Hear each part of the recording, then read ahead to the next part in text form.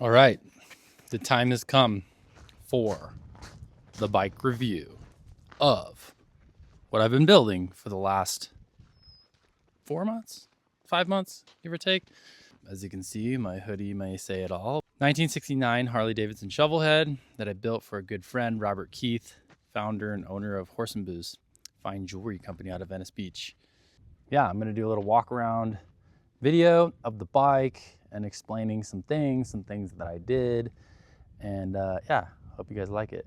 He already had the motor and the transmission in a swing arm frame only. There was nothing else. So this bike is full 100% ground up custom bike. So it's sitting in a 57 straight leg frame that I cut all the tabs off, left the sidecar loops, windowed the neck and cleaned everything up on the backbone.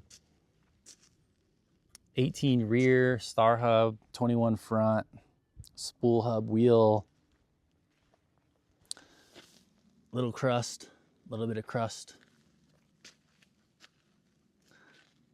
Dayton Casting casted the aluminum oil bag for me. That was a really fun process, watching how to sand cast.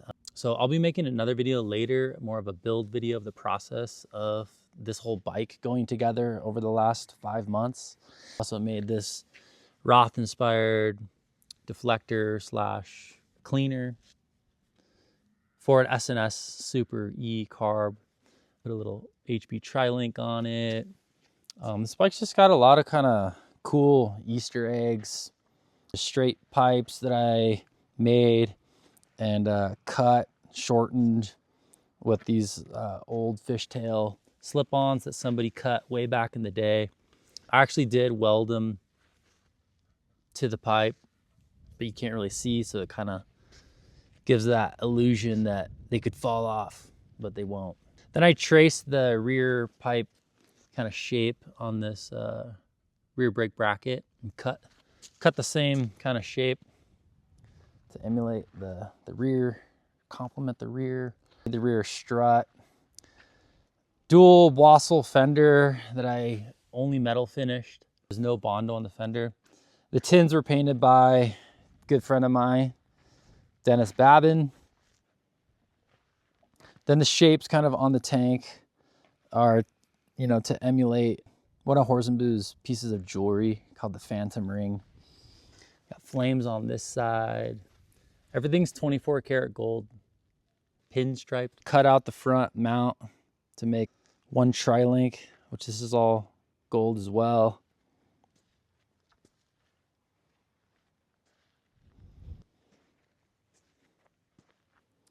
Seat turned out amazing.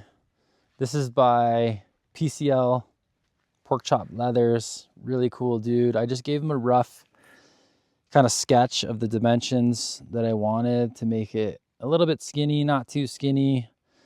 Perfect thickness.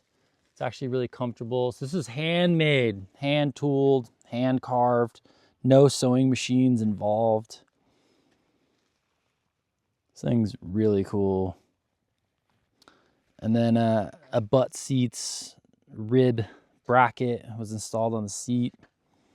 These bits were casted, bolts, which are in brass, and then a little bit of a bigger bolt for the rear tank mount.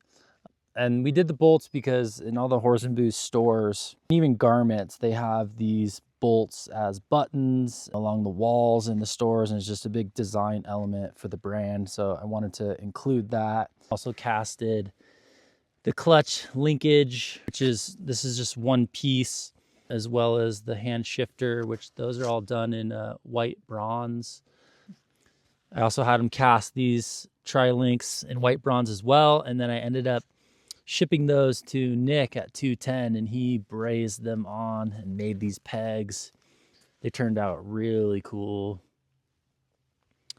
As well as the 210, I believe it's called the Lindsay pedal. So it comes with this linkage, so I just cut it and welded it to, you know, make this, because this rod is rigid, essentially. Yeah, I drilled 1,000,000 holes in the primary cover to kind of look like the tank a little bit with some flames. This is an old kind of Harley-Davidson thing to do, but since the brand is HB, I did HB instead of HD on the primary cover.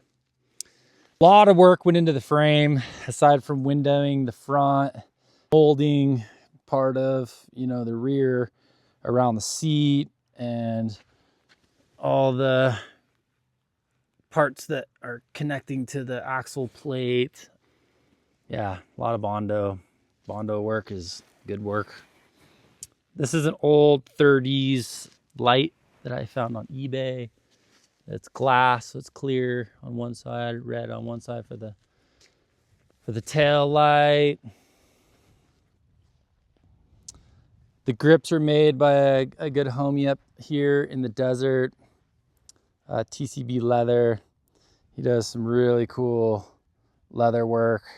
I asked him to make them really, really long because my idea was to add these HOORSENBUHS sterling silver beads to them and just kind of keep them long. But the idea, or you know, the name of the bike, the HB Venice, I really wanted to kind of lean on the Venice kind of time of lowriders or the Chicano Cholo style of you know, that era. So that's why it's low, high bars. The leather tassels, I feel like, kind of bring that energy into the bike, that kind of Hispanic vibe of like old leather, you know, hand carved, hand tooled.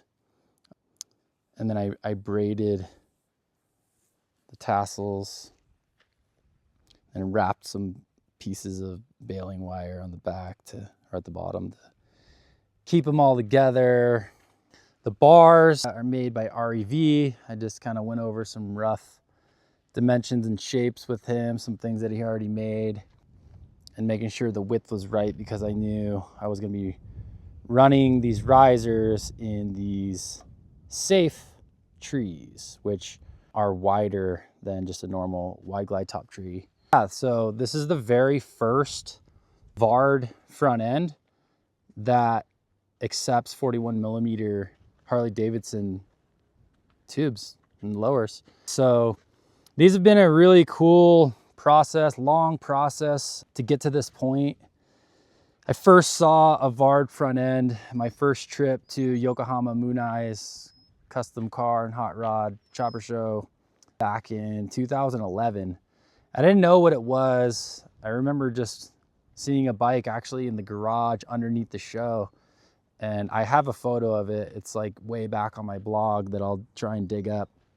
Put a link to that in the description because I'm planning to put this on YouTube. We'll see though. And so, yeah, I just saw my first Vard in Japan and just had been kind of drooling over it since. And then, you know, finding out what it actually was, and then, you know, seeing that a couple people started to make them.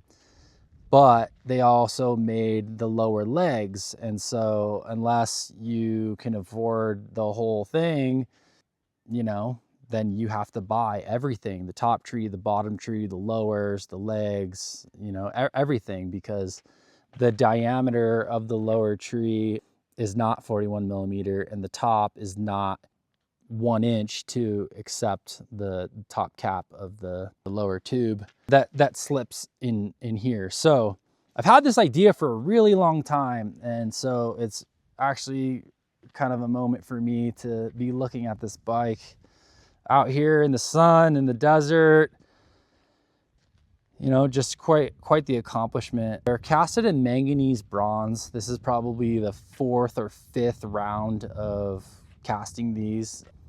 Just, you know, going through the process, it just really makes you appreciate how much time, effort, energy, and research and development people have put into building parts, all kinds of engineering and design, and just, you know, all of that just makes me really appreciate these machines so much more. Just understanding, you know, as simple as making trees. Like I can't imagine what it was like in the early 1900s, making cases and making an engine and making, you know, barrels and heads and rocker boxes and rocker arms and all of these parts that make these things run down the road and everything has to be so precise. I mean, it's just, it really is incredible that we ride these things, right? We ride these death traps. So yeah, with that said, this is the first Vard front end with 41 millimeter tubes. These are original Barney's lowers. These are not repop. So that took me a little while to track down as well. We will be selling these. We're working on a couple different versions, but yeah, they will be for sale. Yeah, I've always wanted to do 2 headlights. Yeah, these will come with steering stops as well.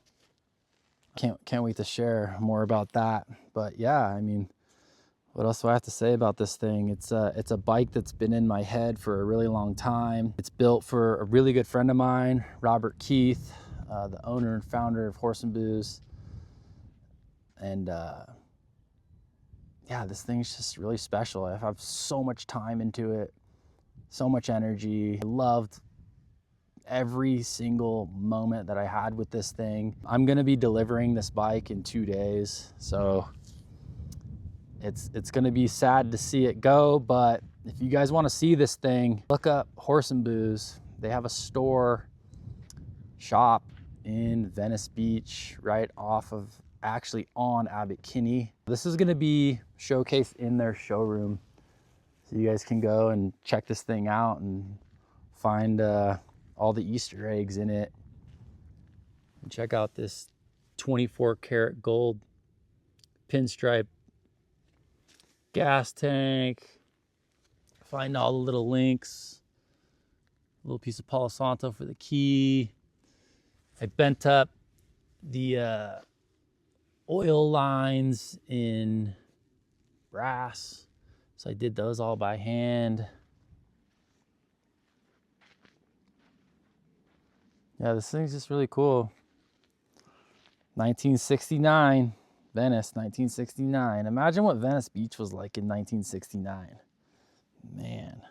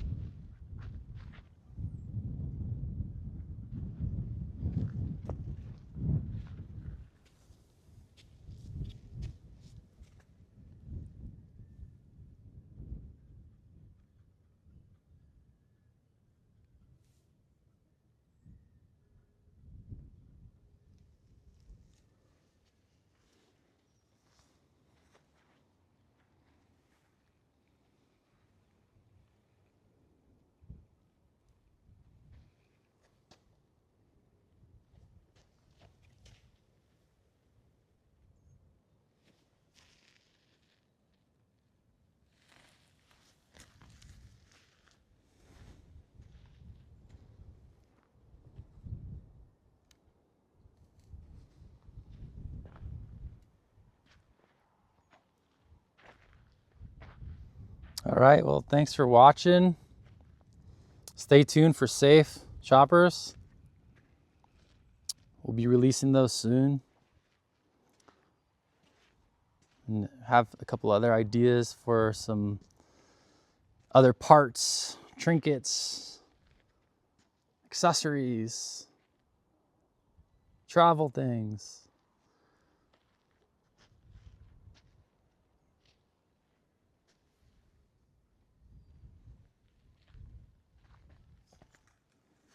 All right, y'all have a good one. Peace out.